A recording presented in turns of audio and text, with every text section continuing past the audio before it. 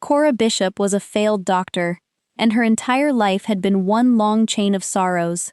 Orphaned as a child, she had taken on a mountain of debt in exchange for her medical degree, lost the husband she loved most on a night when she ran across filthy snow only to arrive one breath too late, then watched her hands begin to tremble over an operating table, and lost the profession that had been everything she had left. Now the hands that had once held a scalpel and saved human lives beneath the lights of an operating room were permitted to stitch wounds only for animals, and every pull of the needle reminded her that she had lost herself. So on that winter night in Boston, when the cold was bitter enough to crack an engine block and freeze the compassion inside a person's chest, Cora should have walked past the dying man lying behind the dumpster, because in this city, minding your own business wasn't merely a courtesy, but a condition of survival. But she didn't.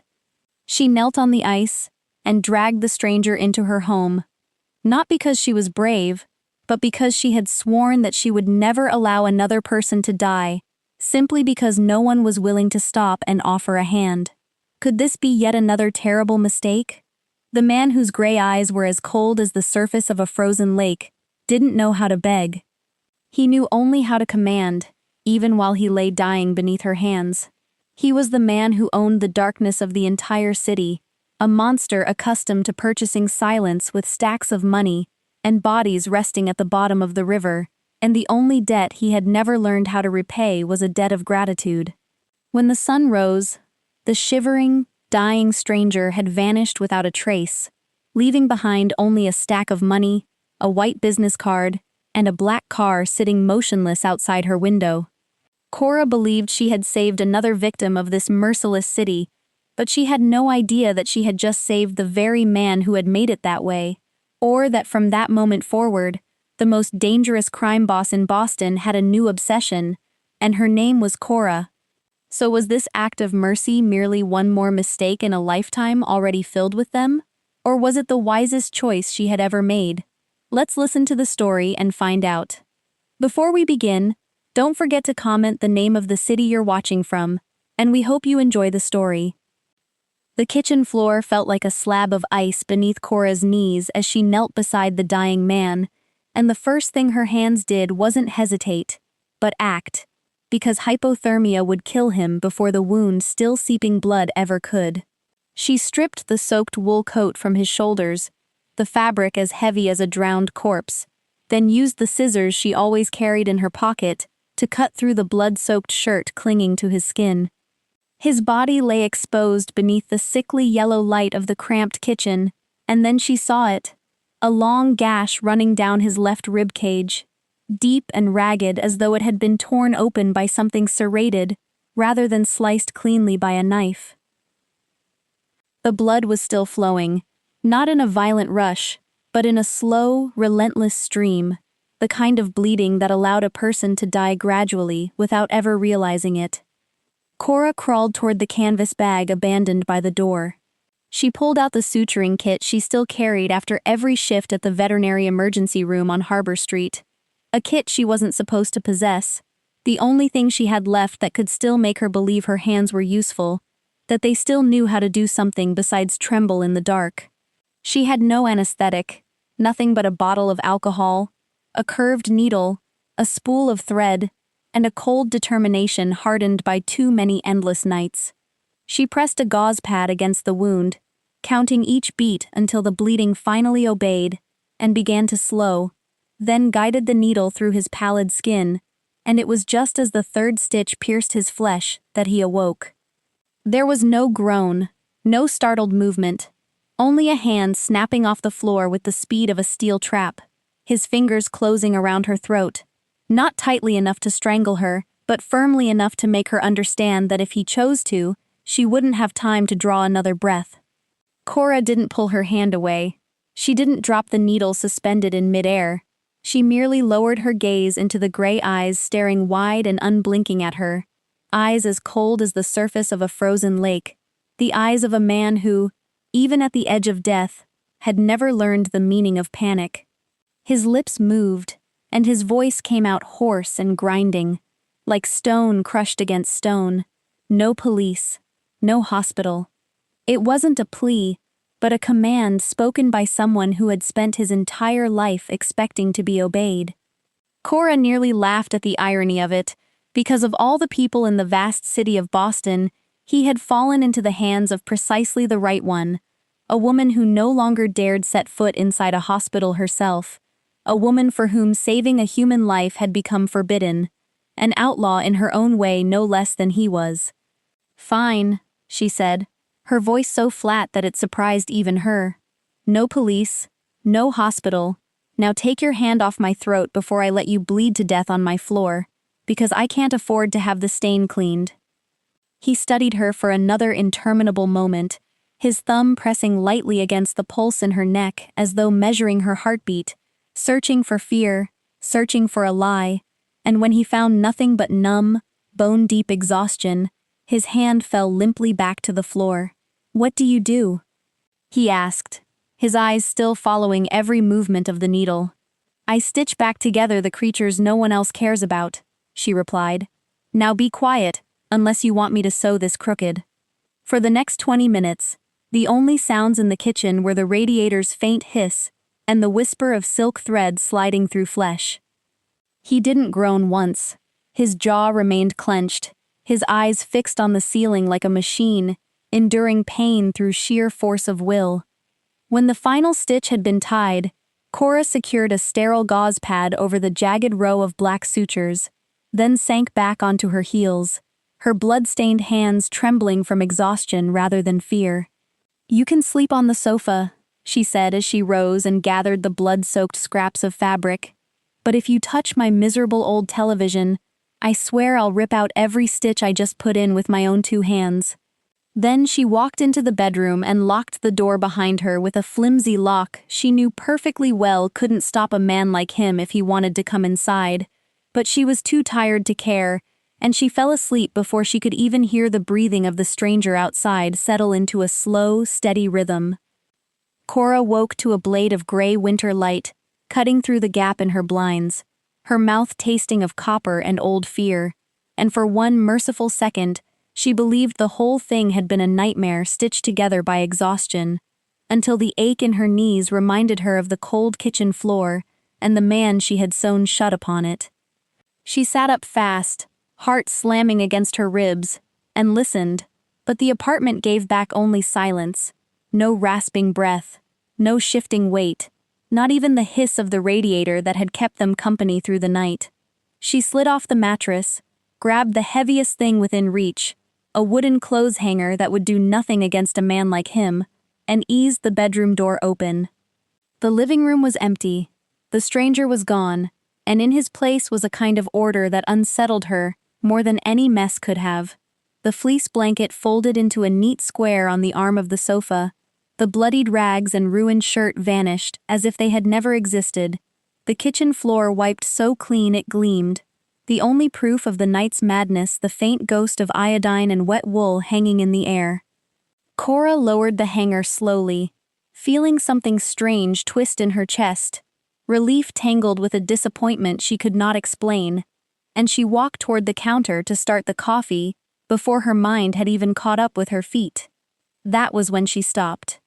Sitting beside the small tower of overdue bills was a thick band of $100 notes, wrapped in a plain paper strip, more money than she had held in her hands in years, and tucked beneath it, a single cream-colored card, blank, but for a phone number pressed into it in sharp black ink. She did not touch either of them.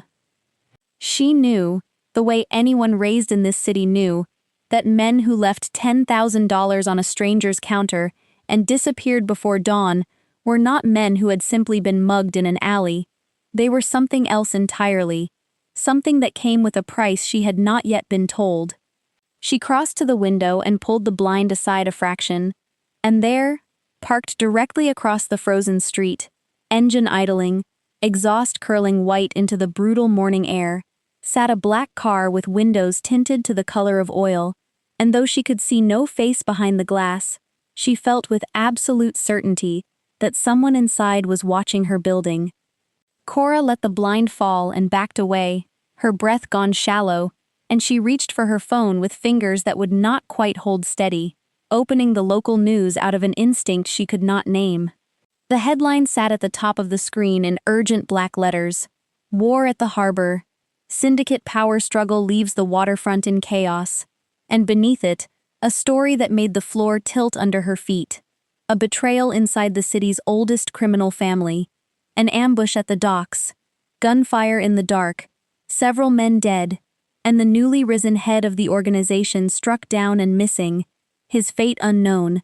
The authorities uncertain whether he had survived the night at all. Her thumb moved before her mind gave permission, scrolling down, down, until the photograph loaded, and Cora stopped breathing.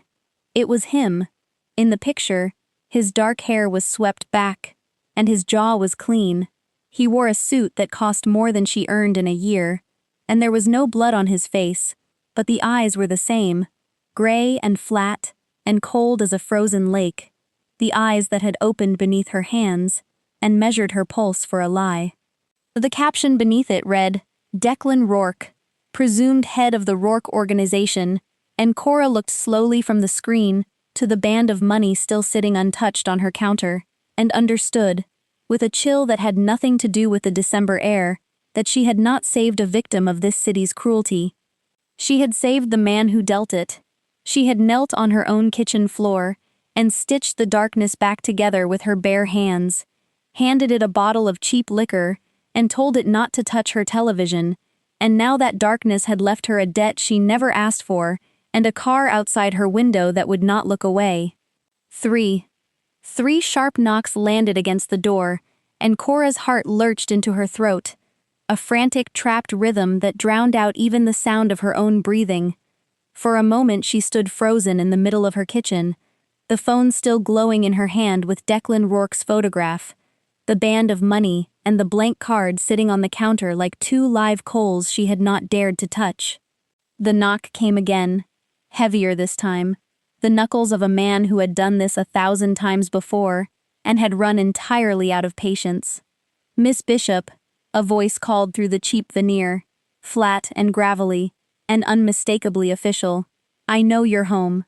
The building manager told me you got off shift a few hours ago, so let's not make this harder than it needs to be.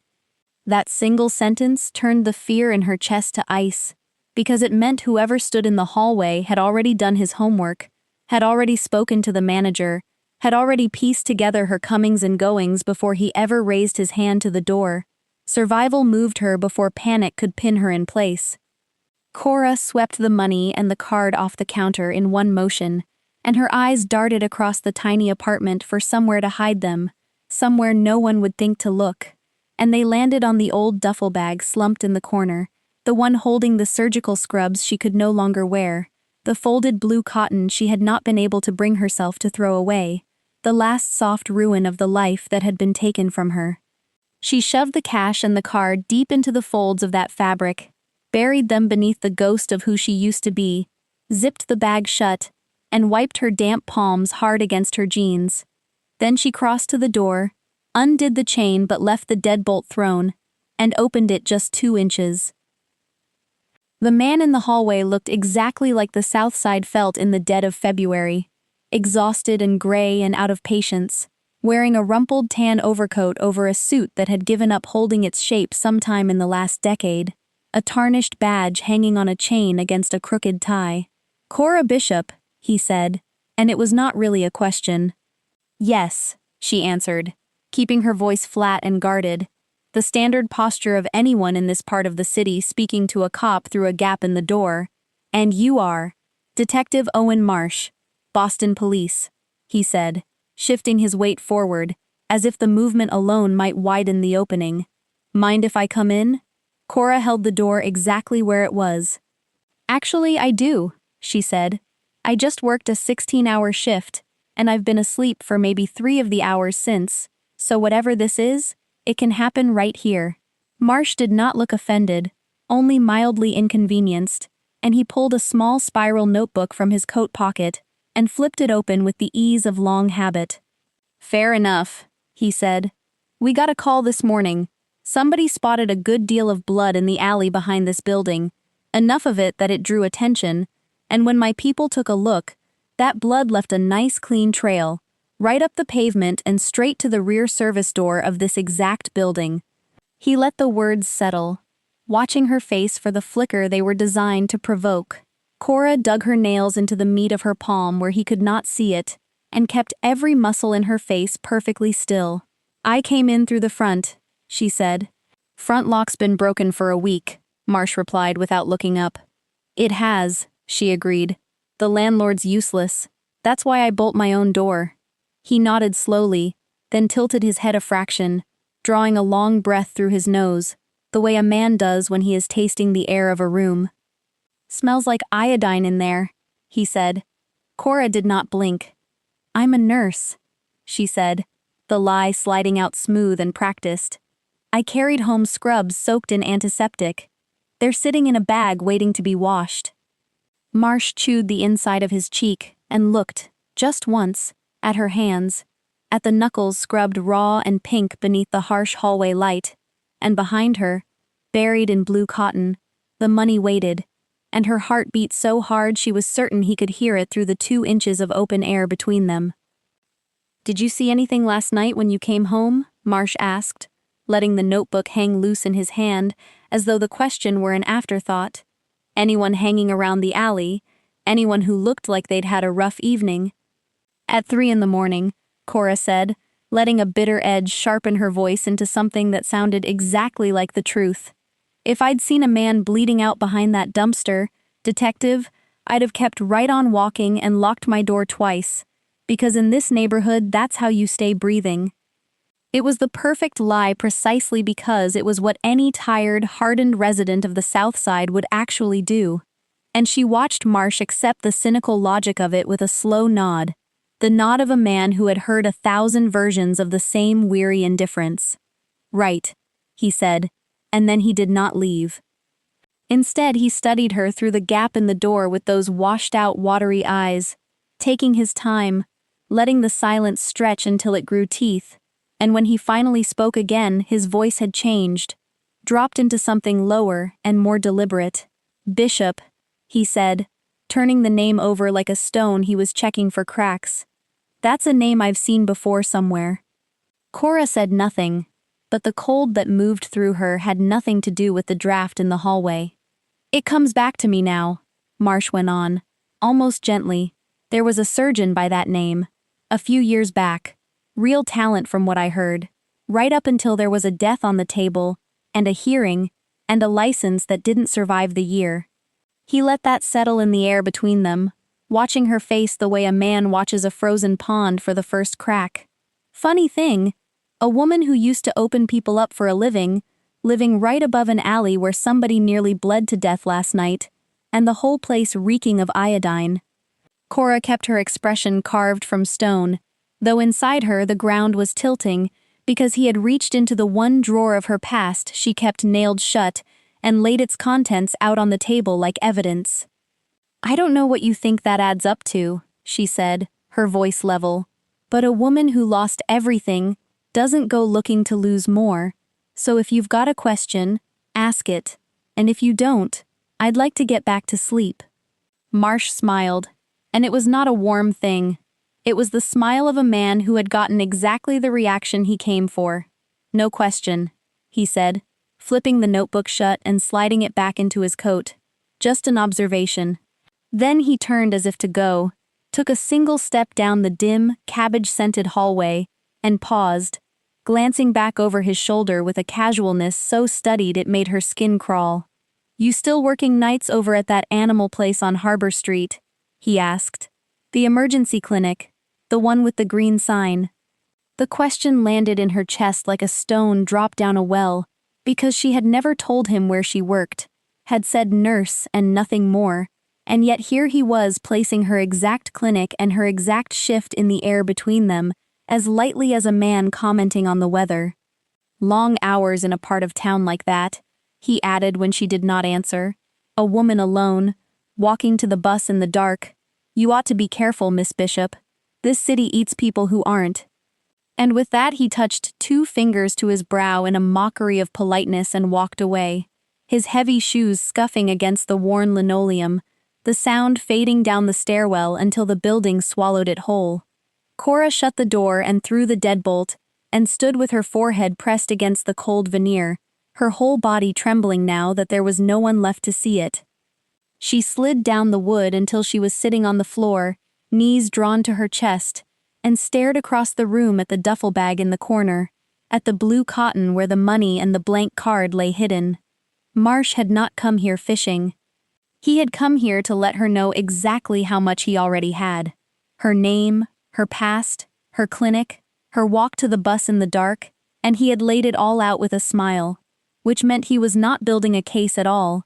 He was building leverage, and Cora, with a fresh shift waiting for her in a handful of hours and a Mafia boss's blood still faintly staining the grout of her kitchen floor, understood that the detective at her door had just painted a target on her back and walked away whistling.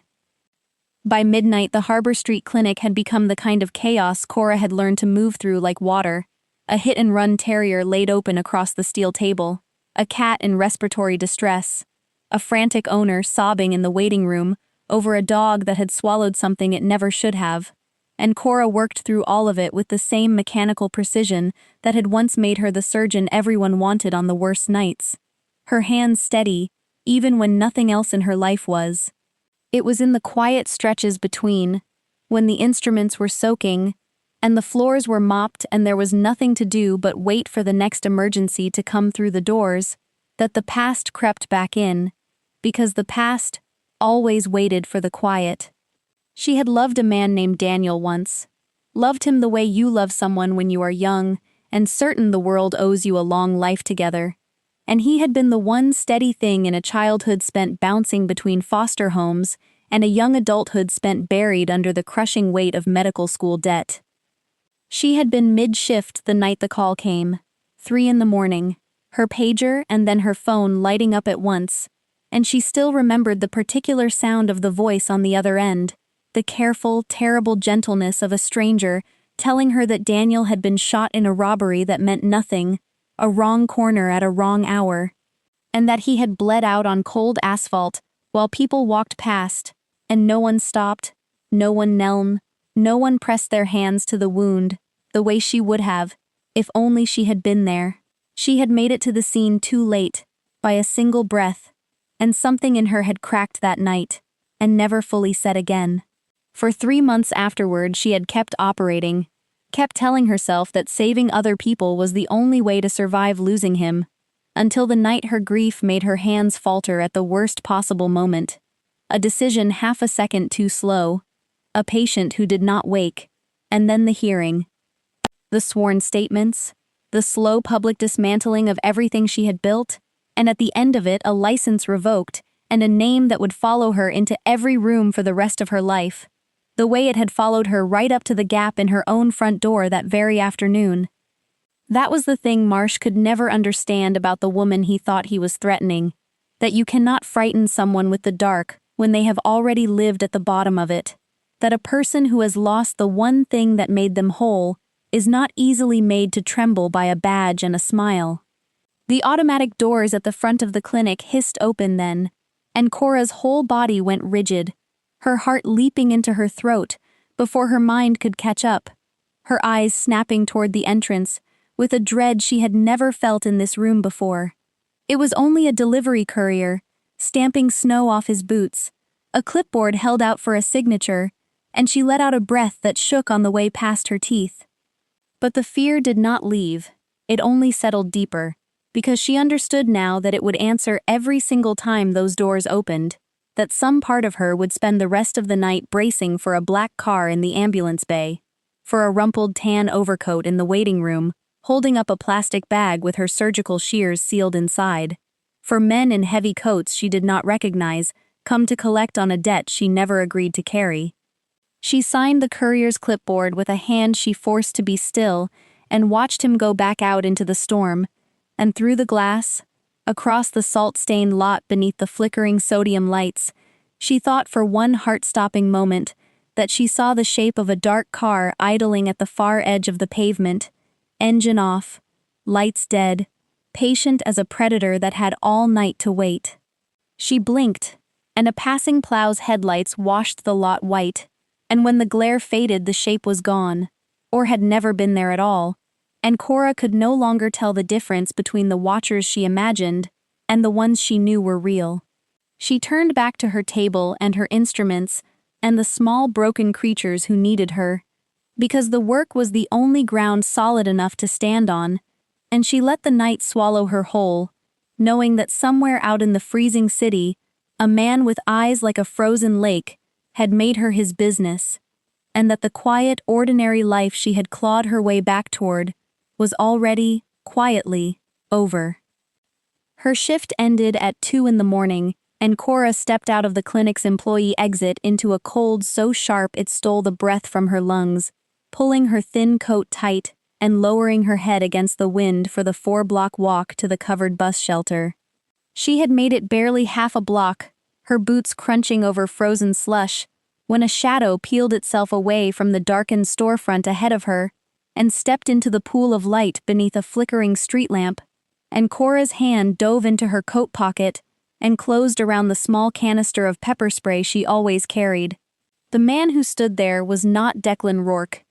He was younger, broad through the shoulders, wearing a tailored charcoal overcoat that must have cost more than she made in a month, and yet on his feet were heavy scuffed work boots, an incongruity that told her more about him than any word could. A man who dressed like money, but was built for the ground-level business of it. His nose had been broken once and set slightly crooked, and his eyes were calm and unsettlingly intelligent, and in one hand he held out a paper cup with steam curling from the lid. "Black," he said, his voice smooth and carrying easily over the wind. "No sugar. Extra shot of espresso." Cora did not let go of the pepper spray. "Who are you?" she said. "My name is Nash," he answered, taking one slow step forward to set the cup down on the newspaper box between them, before retreating again, keeping his hands visible the entire time, a man well practiced in not frightening people he had no intention of frightening. "Mr. Rourke asked me to make sure you got to the bus without any trouble tonight," he said. "The ice out here is treacherous." Cora looked at the cup and felt her stomach turn over, because it was exactly how she took her coffee, down to the second shot, a detail she had told no one at the clinic, a detail that meant they had watched her long enough to learn it. "I don't want his coffee," she said, "and I don't need a babysitter. Tell your boss to call off whatever's parked outside my window and forget he ever met me." Nash offered a small, polite smile that did not reach his eyes. "Mr. Rourke has a great deal of respect for your privacy, Miss Bishop," he said. "But he also has a debt. And in his world a debt is an anchor. It holds a person steady, and he prefers to keep his anchors secure." "I didn't ask for a debt," Cora snapped, the fear in her chest curdling into something hotter and sharper. "I saved his life because he was bleeding out in my garbage. That's all. If he wants to repay me, he can pretend I don't exist." Nash shook his head slowly, and when he spoke again, his voice had lost its smoothness and taken on the flat weight of a man delivering hard news.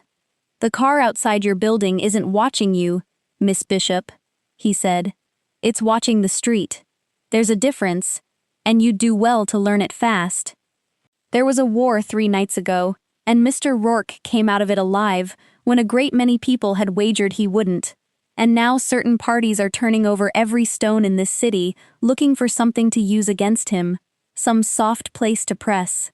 You pulled him out of the snow with your own 2 hands.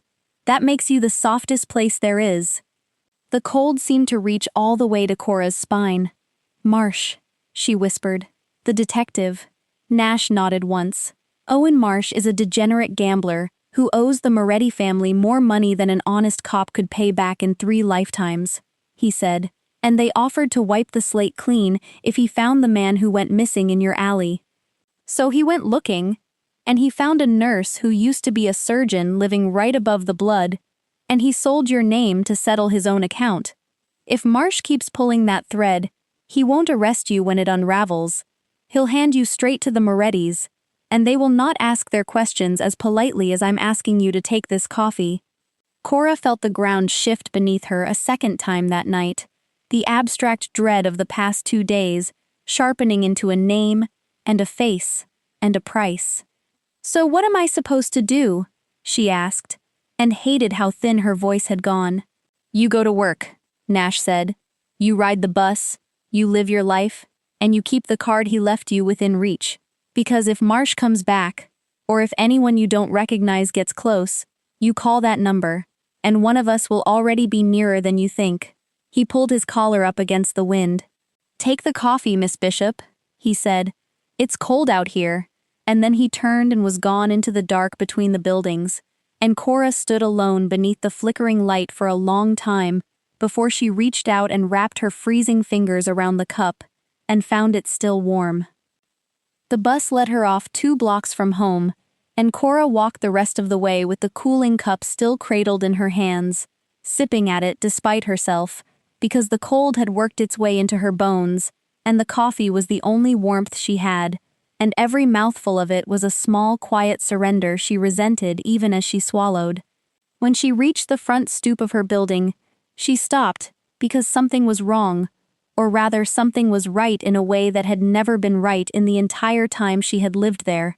The front door, the heavy one with the rusted lock that had hung broken and useless for over a week, while the landlord ignored every call, was shut. Not just pulled to, but shut. Seated firmly in its frame, the way a door was supposed to be. Cora reached out and pushed the handle, and it did not give, and she leaned in closer, and there in the dim light of the entryway she saw it, a brand new deadbolt sunk into the wood, the brass of it bright and untarnished, gleaming faintly like something that had been installed within the last few hours.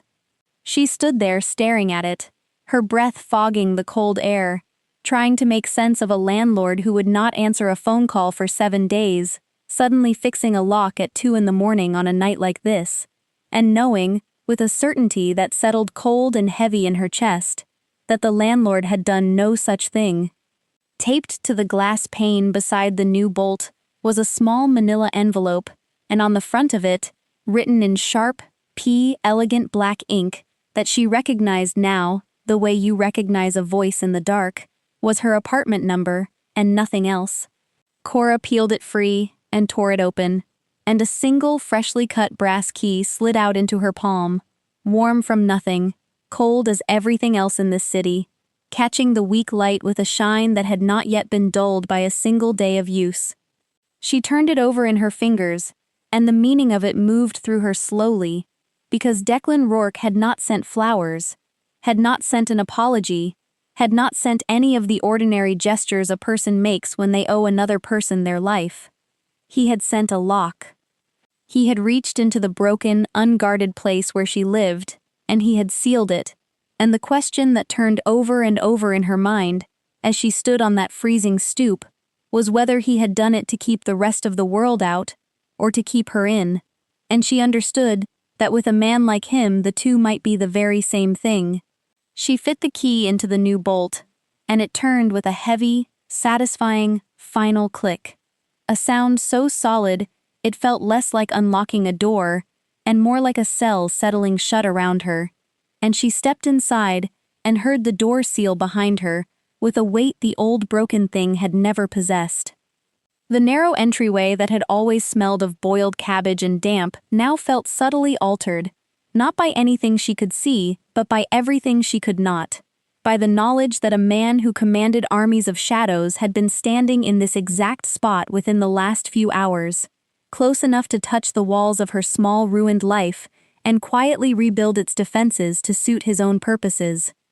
Cora climbed the 2 flights to her apartment and let herself in with her own old key, and she stood in the dark of her kitchen for a long moment without turning on the light, the paper cup finally empty in her hand, and across the room the duffel bag still slumped in the corner, with the money and the blank card hidden in its folds, and outside the window. When she made herself go and look, the black car was still there, engine off now, lights dead, patient as ever, and she no longer knew whether the sight of it should frighten her, or, God help her, make her feel safe. And that confusion, more than anything Marsh or Nash had said, was how she knew the fortress had already been built, and that she was standing inside it. For 3 days Cora lived in a state of suspended dread, going to work, riding the bus, unlocking the new deadbolt each night, and staring at the duffel bag in the corner, without once opening it. Because to touch the money was to admit that all of it was real. That the blood she had scrubbed from her grout belonged to a man who bought silence in banded stacks. She had even, on the second night, sat on the edge of her mattress with a bag half-packed at her feet, seriously weighing whether she could simply vanish, take a bus south and start again under a new name in a city that had never heard of her, until she remembered the overdue bills stacked on her counter and the debt collectors who already knew her every address, and understood with a hollow, sinking certainty that a woman with nothing has nowhere to run to, that poverty is its own kind of cage, and she had unpacked the bag and lain awake until dawn. On the third night the clinic was quiet, and Cora was alone in the supply room at the back, a windowless concrete box lined with wire racks of saline bags and sterile packs, taking inventory to keep her hands busy, when she heard the soft squeak of rubber soles on the tile behind her. She turned, expecting a coworker, and instead, a man filled the narrow doorway, and he let the heavy door swing shut behind him with a definitive metallic click that sealed the two of them inside together. He was not wearing scrubs. He wore an oversized leather jacket that creaked when he shifted his weight, and a heavy gold chain against a black collar, and he was working a piece of gum with an open, slack jaw, and though his voice when it came was a nasal, unhurried thing, there was nothing weak in the way he occupied the room. "You, Cora?" he asked. Her stomach dropped through the floor. "Patients aren't allowed back here," she said, forcing her voice level. "The waiting area is down the hall." The man smiled, an ugly expression that showed a chipped front tooth. "I ain't a patient, sweetheart," he said. "Name's Dom, and a mutual friend pointed me your way. Real helpful guy, gambling problem, tan coat, told me exactly where a certain night shift girl clocks in and what door she comes out of." The words landed like ice water, because it meant Marsh had not merely threatened, he had delivered, had handed her workplace and her schedule to the very people Nash had warned her about. "I don't know what you're talking about," Cora said, and she took a step back and felt the wire rack press cold against her spine, the saline bags shifting with a dull slosh. "Here's the thing," Dom said, stepping closer, closing the small distance between them until she could smell stale smoke and cheap, sharp cologne. "My employers are short one man, a man who took a bad slice to the ribs a few nights back, bled all over an alley behind a certain building, and then poof, gone, vanished. And wouldn't you know it, a girl who knows how to sew a wound shut lives right there over the top of it." He reached out, and his thick, calloused hand closed hard around her upper arm, the grip sudden and vicious, and he pushed her back against the rack so that a box of syringes clattered to the floor and scattered across the concrete. Tears of pain pricked hot at the corners of her eyes, but Cora did not look away from him, because she had learned long ago that looking away was how the frightened told the truth. "I don't know anything," she said through her teeth. "Rourke is a dead man walking," Dom hissed, leaning in close enough that his breath was foul against her cheek. "The Moretti family is taking this city block by block, and if you patched him up, if you know where he crawled off to lick his wounds, you tell me right now, because if I have to come find you again, at that sad little apartment with the shiny new lock, I won't be nearly so friendly about the asking."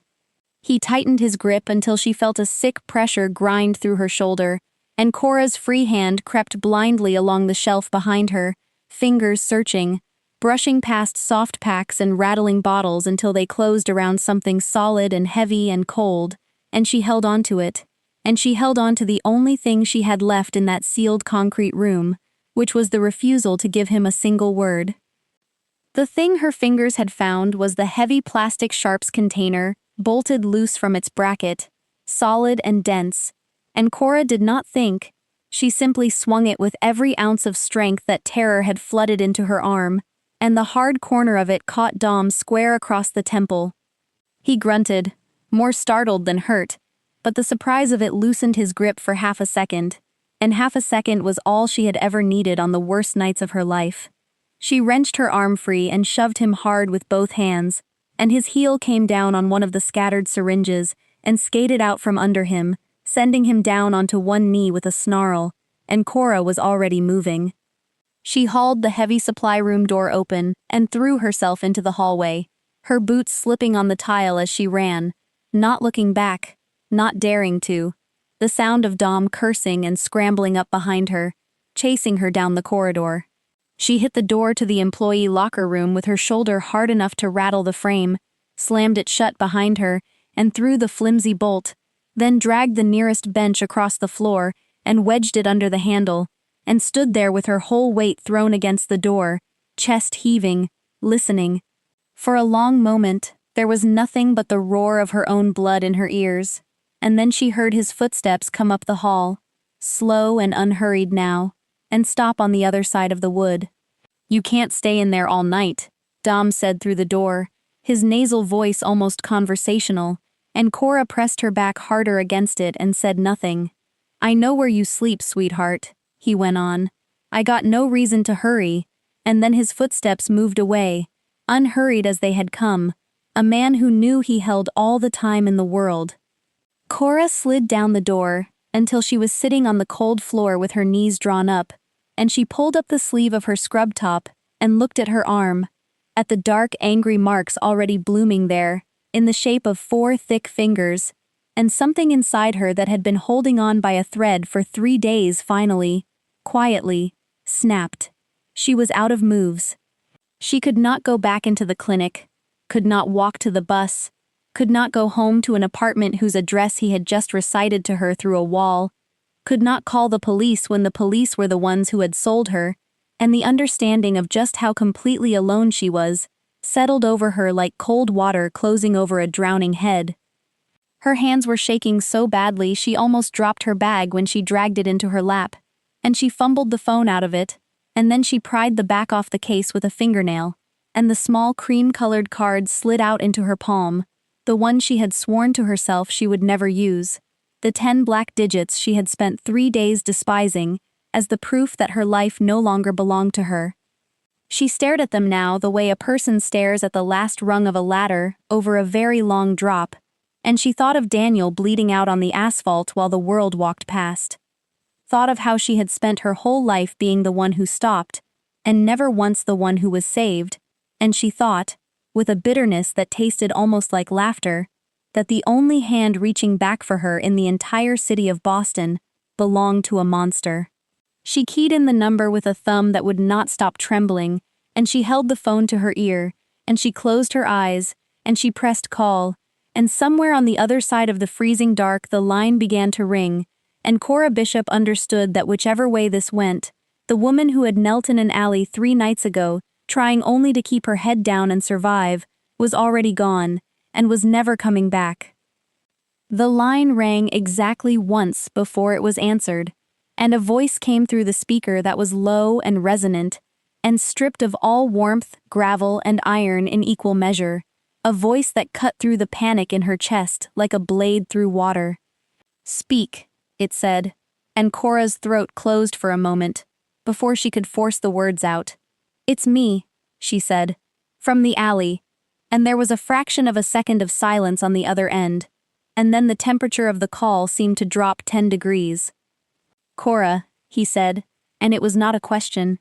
He had remembered her voice from a single night 3 days gone, had filed it away the same way he had filed away how she took her coffee, and the sound of her own name in his mouth sent a strange cold thrill down her spine. "He found me," she said, the words spilling out of her in a rush. "A man named Dom. He works for the Morettis. He cornered me at the clinic. Marsh told him where I work. He knows my shift. He knows my address. I hit him and I locked myself in the locker room, but he's still in the building and I can't get out." "Are you hurt?" Declan asked, and his voice did not rise, did not sharpen. It only went quieter, which was somehow far more frightening than shouting could ever have been. "He grabbed my arm," she said, looking down at the marks blooming dark against her pale skin. "I'm all right, but I can't stay here, and I can't go home." "Listen to me very carefully," Declan said, and the cadence of his voice was so steady, so certain, that Cora felt her own galloping heart begin against all reason to slow to match it. Do not go back out the front. Do not wait for a coworker. Do not call anyone else. Do not explain yourself to a soul. There is a service exit at the rear of the building by the kennels, the one that opens onto the loading bay, and there is a blind spot in the alley beside the dumpsters where the cameras do not reach. You go out that door, you go to that spot, and you wait. You have perhaps 4 minutes. Someone is already close. Go now. And the line went dead. Cora lowered the phone and stared at it, and the phrase caught in her mind even through her fear, someone is already close, and she remembered what Nash had said beneath the streetlight, that one of them would always be nearer than she thought, that the car outside her window had never been watching her, but watching the street, and she understood now that Declan Rourke had never once left her unguarded, that the shadow she had half glimpsed in the clinic lot 2 nights ago had been real after all. She did not waste the seconds she had.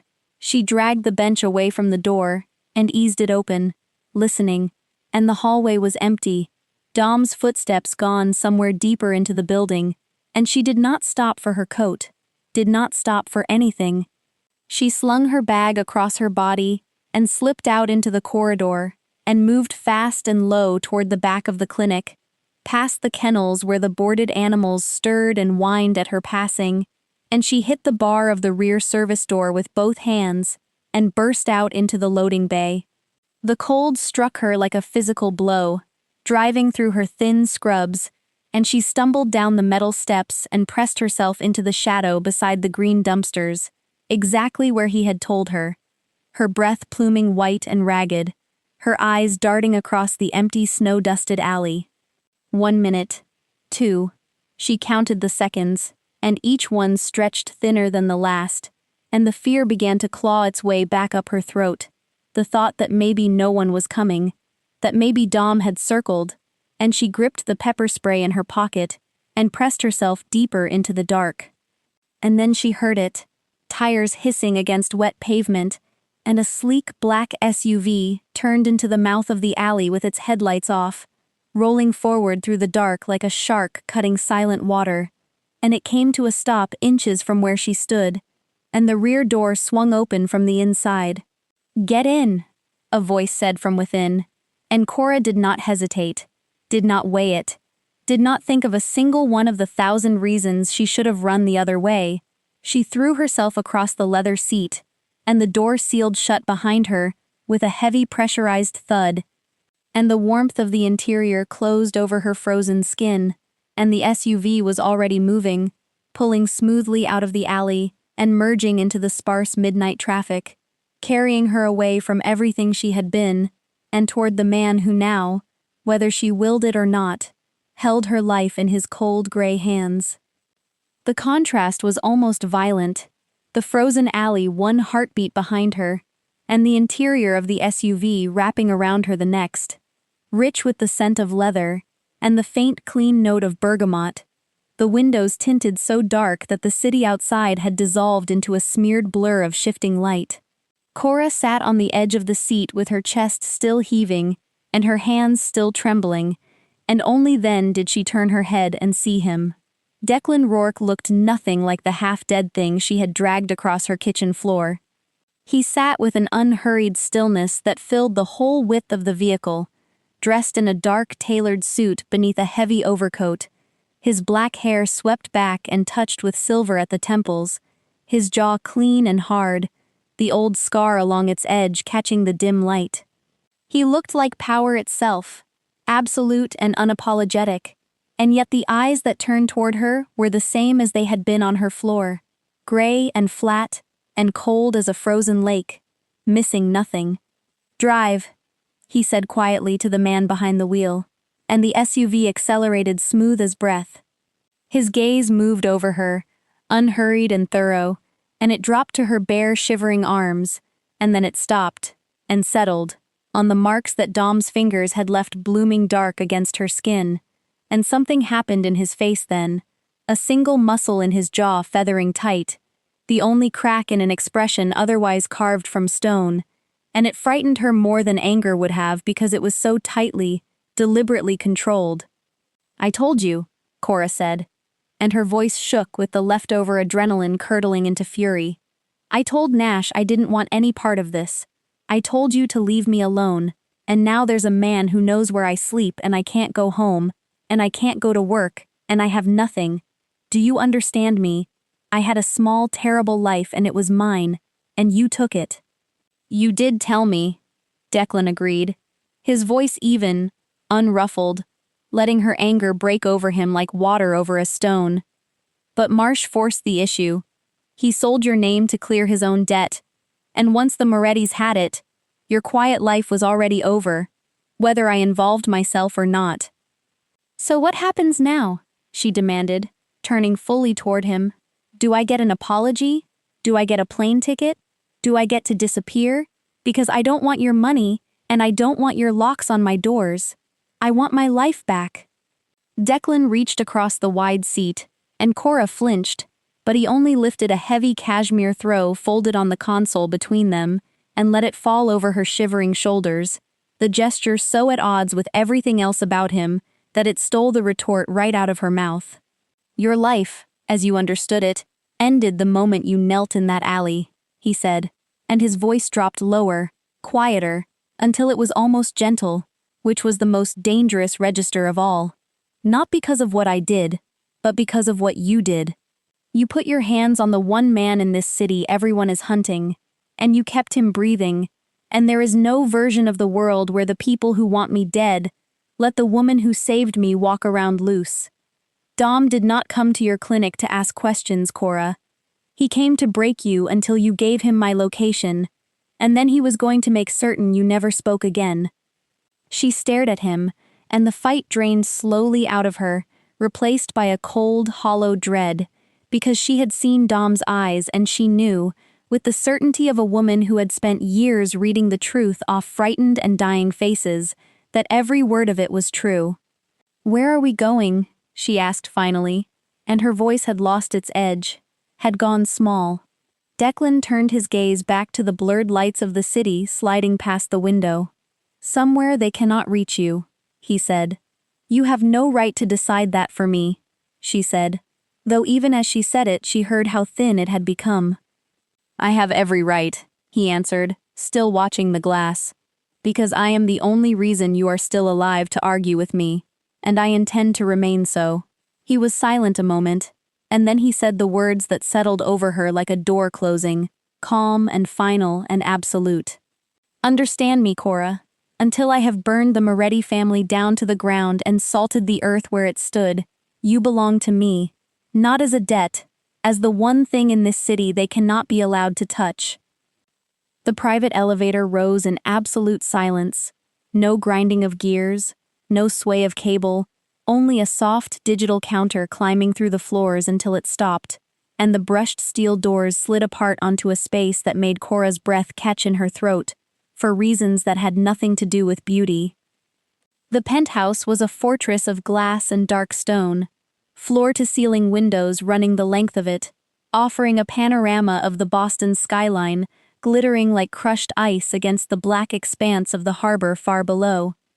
It was breathtaking, and it was terrifying, because a room made entirely of glass was a room in which there was nowhere left to hide. Declan stepped out first, his movements stiffer now that the long night was catching up with him, and he crossed toward a broad, matte black kitchen island, as if the view meant nothing to him at all.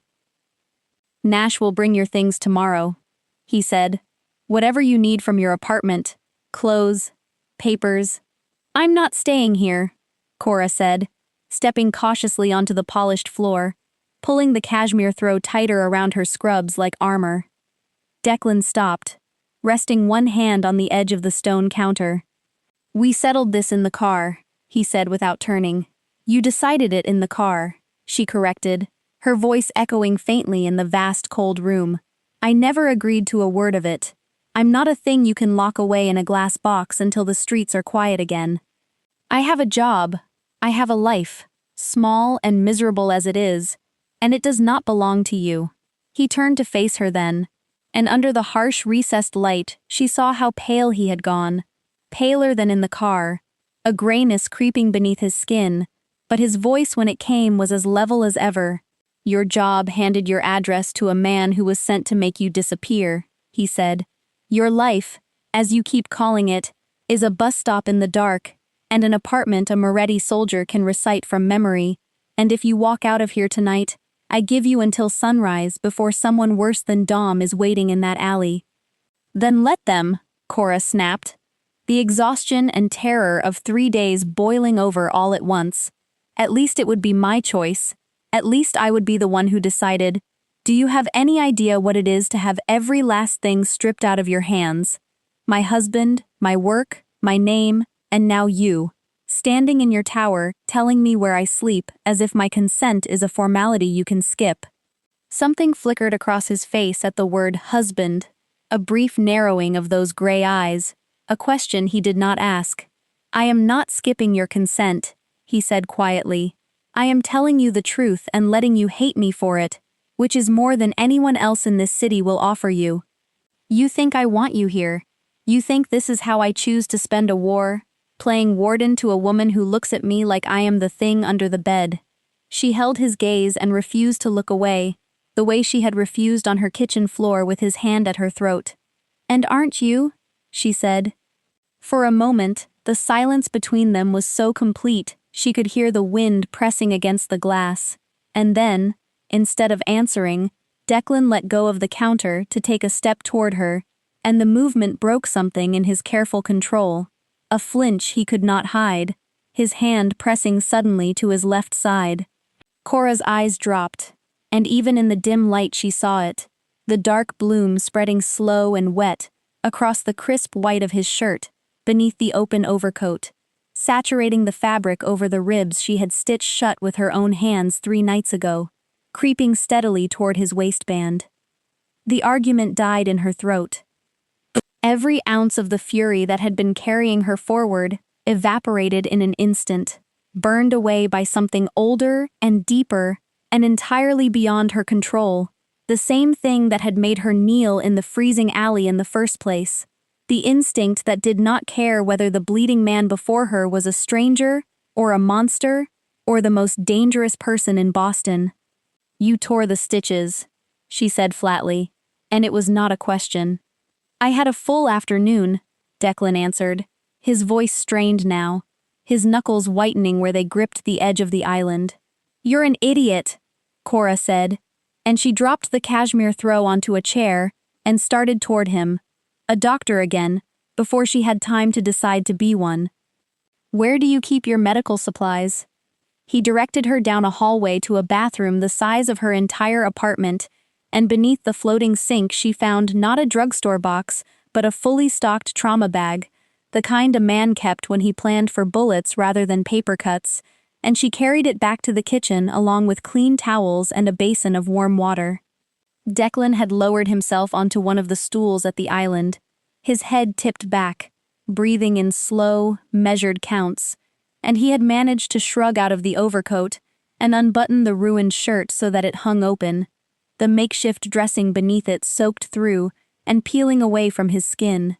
"Take it off," Cora ordered, snapping a pair of nitrile gloves from the bag onto her hands, and he stripped the shirt away and let it fall to the floor without a word, and she saw that 3 of the heavy sutures she had set 3 nights ago had torn clean through, the wound beneath them raw and angry and weeping steadily. "You didn't see a doctor," she said, saturating a pad with antiseptic. "I couldn't risk a paper trail," he said, his voice low, not with half the department drawing a second paycheck from the Morettis. "So you taped yourself shut and went to whatever this was," she said, pressing the pad to the torn wound, and he drew a sharp breath through his teeth, his jaw locking, but he did not pull away. He only sat there and surrendered his ruined side to her hands, with a stillness that was its own kind of trust. It was a strange and impossible thing, and she felt the strangeness of it even through her focus, that the most dangerous man in the city, a man who could end lives with a phone call, sat bare and bleeding on a kitchen stool and let a woman he had known for 3 nights drive a needle through his skin. She threaded the curved needle with proper surgical nylon and pinched the edges of the wound together and began to close it, her hands moving with the old, sure rhythm that no hearing or revoked license had ever been able to take from her. And for a long while, the only sounds in the vast glass room were the wind against the windows and the quiet pull of thread through skin. "Marsh," she said finally, not looking up from her work. "What happens to him? Because he is the reason Dom found me. He sold my clinic and my shift like a betting slip." Declan watched her hands move, his gray eyes tracking each stitch. "Marsh is being handled," he said. "And it was only tonight, after you called me, after I saw what had already been done, that I gave the order." Cora's hands paused for the briefest instant. "What does handled mean?" she asked.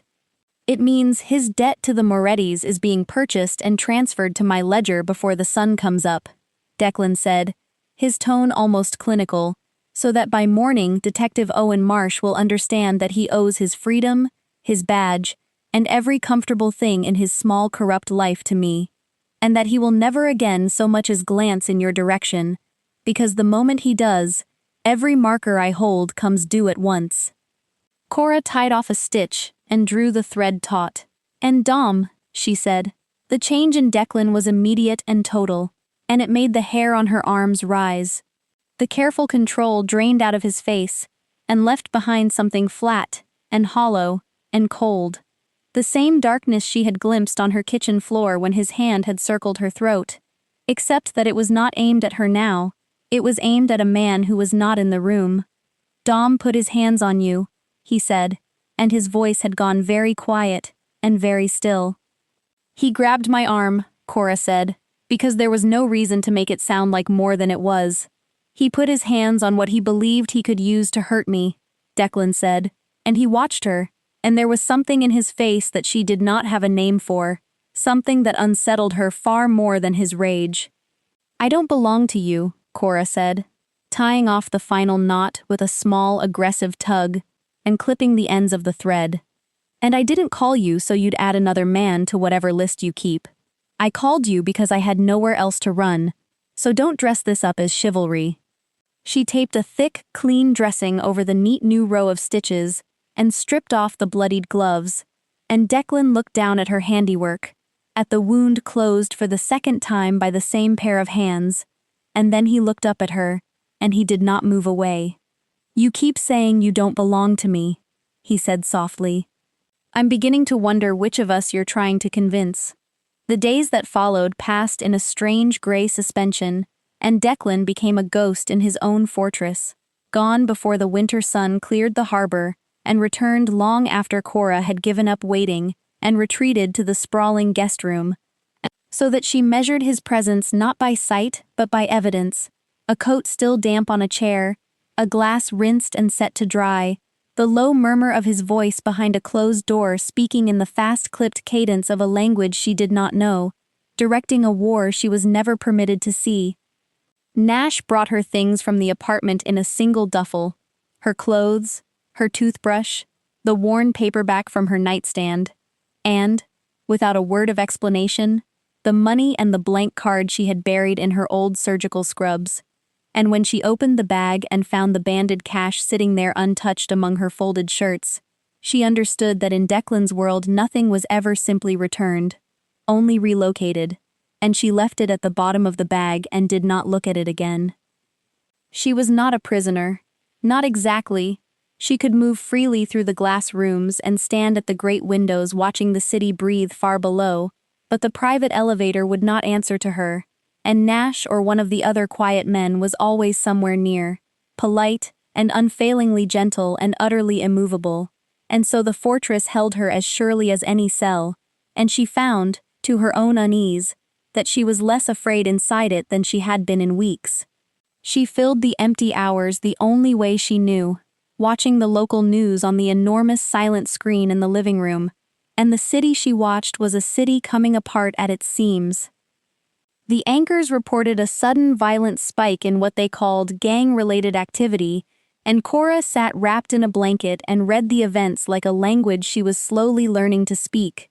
A warehouse on the waterfront gutted by fire in the small hours, a shipping office emptied and shuttered overnight, A well-known restaurant in the North End suddenly closed with no explanation, men she had never heard of turning up missing from the only lives that had ever known them. The reporters called it a turf war, a struggle for territory between rival factions, and they said it with the practiced detachment of people describing weather. But Cora knew better now. Knew it the way you know the shape of a thing once someone has traced its outline for you in the dark. And what she saw was not a war between equals at all. It was a demolition, methodical and patient and total. One family being dismantled brick by a single cold and deliberate hand. She should have been horrified, and some part of her was. The part that had sworn an oath to preserve life, and had built her whole self around the keeping of it. But a larger and more honest part of her had grown very quiet, because every fire and every closure and every disappearance was a wall going up between her and the man named Dom, between her and the people who had sent him, and she could not make herself grieve the safety it was buying her. She caught herself listening for the elevator at night, caught herself relieved when she heard it climb, caught herself watching Declan's pale, drawn face across the vast kitchen in the small hours, and reading it the way she had once read a monitor at a bedside, checking for the cost the war was extracting from him, and the recognition of what she was doing frightened her more than any headline. She had spent 3 days despising the fortress and the man who had built it around her, and somewhere in the gray suspension of those long, silent days, without deciding to, without wanting to, she had stopped counting the hours until she could leave and started, against everything she believed about herself, to wait for the sound of him coming home. On the 4th night the storm broke over Boston, sleet hammering against the great glass windows in long rattling waves, and Cora sat alone in the dark living room, with a cold cup of tea gone forgotten in her hands, watching the city below smear and glow through the running water on the panes. She had stopped pretending to herself that she was only waiting out the weather. When the elevator chimed a little after midnight, she was on her feet before she knew she had risen, and the steel doors slid open, and Declan stepped into the penthouse looking like a man who had walked out the far side of something no one was meant to survive. His dark overcoat was soaked black with freezing rain, his hair plastered to his forehead, and there was a split at his lip, and a bruise darkening high on one cheekbone, and his knuckles when he lifted a hand to push the wet hair from his eyes were raw and split, and the air that came in with him smelled of rain, and cold, and the sharp metallic bite of the streets. For a long moment neither of them spoke, the only sound the storm flinging itself against the glass, and Cora stood by the window with her arms wrapped around herself and simply looked at him, and he looked back at her from across the vast, dim room, as though he had spent the entire war walking toward this exact spot. "It's done," he said at last, and his voice was worn down to gravel, scraped hollow with exhaustion. Cora did not move. "All of it," he went on, crossing slowly to the black island and bracing both hands against its edge, as if the effort of standing were suddenly too much. "The Moretti family no longer holds a single square foot of ground in this city. Their leadership is finished. Their routes, their houses, their people, all of it has either come over to me or ceased to exist, and the men who put a knife in my side and left me to die in your alley have been answered for, every last one of them." He reached for a bottle from the cabinet and poured 2 fingers of amber into a glass and drank it down in one motion and set the glass back on the stone with a soft final click. The war Cora had watched unfold in fragments on a silent screen, the fires and the closures and the vanishings, all of it collapsed in that moment into a single quiet sentence, spoken by an exhausted man, dripping rain onto his own kitchen floor, and she understood that she had just been told the ending of something enormous and terrible, and that she was one of only a handful of people alive who would ever know its true shape. "And Dom?" she asked, because she had to, because his was the face that still surfaced in her dreams. Declan's gray eyes lifted to hers, and there was no cruelty in them, and no triumph either, only a flat and final certainty. "Dom will not walk into another supply room," he said. "He will not stand outside another woman's door. He will never put his hands on you or anyone else again. and that is all you ever need to know about it. And Cora found that she did not ask for more, that she did not want the details, that she was willing to let that closed door stay closed. She should have felt fear, standing in a room with a man who had just calmly told her that a threat to her life had been erased from the earth, and some cold corner of her did, but what rose stronger than the fear was something she had no right to feel and could not talk herself out of, a vast and shameful and undeniable relief. Because for the first time in longer than she could remember, there was no one hunting her, no car she had to read, no shift she had to survive, no name whispered through a gap in a door. The threat that had swallowed her whole life was gone, permanently. And it was gone because this bruised and bleeding man had spent 4 nights in the storm making certain of it.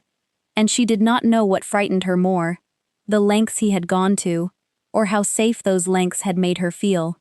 "Sit down before you fall," she said quietly, setting aside her cold tea, and she crossed the room toward him, and it did not once occur to her, until she was already halfway there, that she was walking toward the monster instead of away. Declan let her guide him down onto the stool, and for a moment he allowed the exhaustion to show, his head bowing, his shoulders dropping, before he gathered himself and spoke again in that scraped, hollow voice. "Nash is downstairs," he said, "and he has an envelope for you." Cora went still. "Inside it is a new name," he continued. "A passport, documents that will hold up to any scrutiny, and the deed to a house in the hills of New Hampshire. Quiet country, clean air, a town where no one has ever heard of Boston, or the Morettis, or me. There is enough money to never work another night in your life if you don't want to. You can walk out of here before the storm ends, and you will never have to read a car, or listen for a footstep, or look over your shoulder again, and no one, not one living soul in my world, will ever come looking for you." He lifted his gray eyes to hers and held them. "That is the door I am opening for you," he said, "because I owe you my life, and a debt like that is paid by giving you back yours." Cora looked at him, and she thought of the house in the hills, the clean air, the silence, a life scrubbed free of every terror of the last week, and she thought too of the small ruined apartment with its boiled cabbage hallway, and its endless double shifts stitching up creatures the world had thrown away, and of the man she had loved, who had bled out on cold asphalt while strangers walked past, and of the years she had spent since being the one who stopped, and never once the one who was seen. "And if I stay?" she asked, and her voice was very quiet in the vast glass room. Declan went completely still, and the silence that followed was so total it pressed against her ears. And when he finally moved, it was to rise from the stool, wincing, and cross the small distance between them, until he stood close enough that she had to tip her head back to hold his gaze. "If you stay," he said slowly, "then you do not get to pretend you don't know what I am. You do not get to look away from the things I have done, and the things I will do again.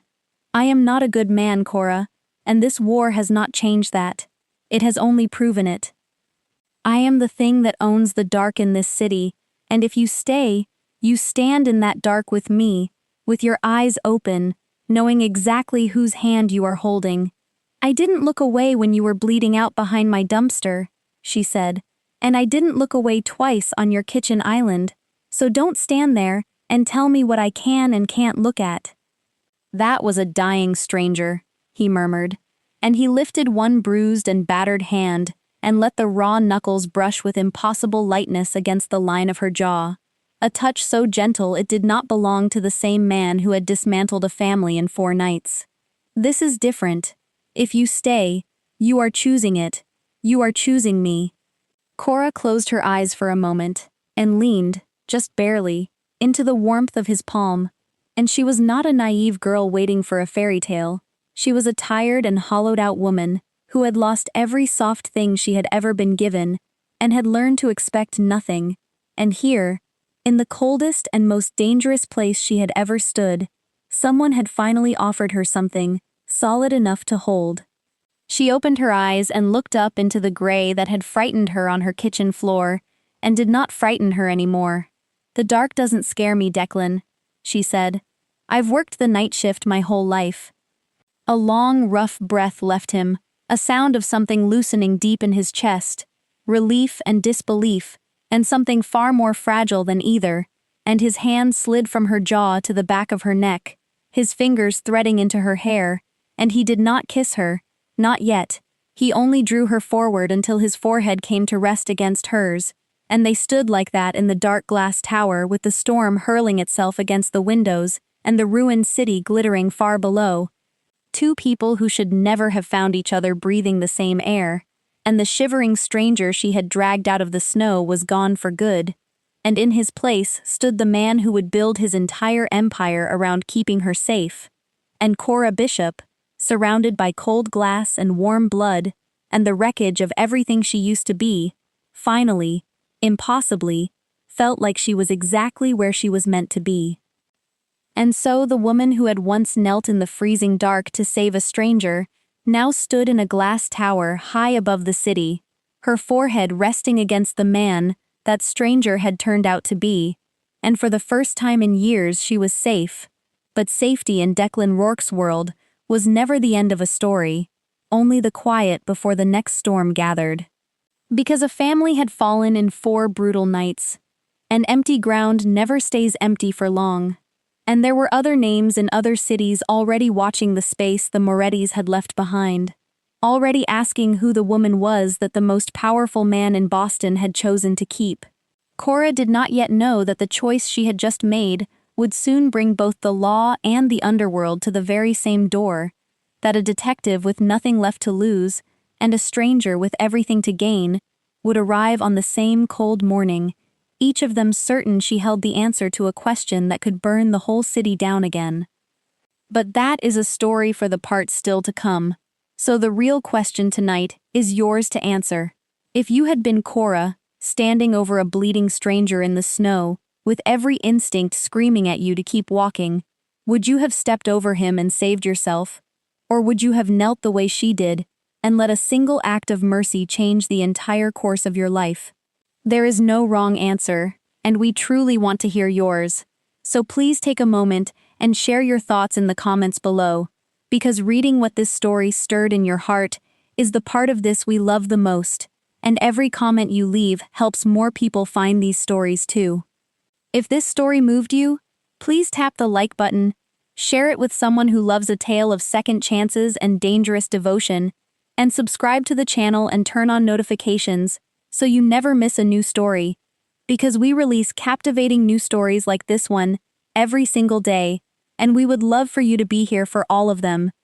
Thank you so much for spending this time with us tonight. It means more than you know. We wish every single one of you watching good health, a peaceful heart, and days filled with warmth and quiet joy, and we hope life is gentle with you until we meet again. Take good care of yourselves, and we will see you in the next video, where Cora learns that surviving the war was only the beginning, and that the hardest choices are always the ones that come after. Goodbye for now, and until next time.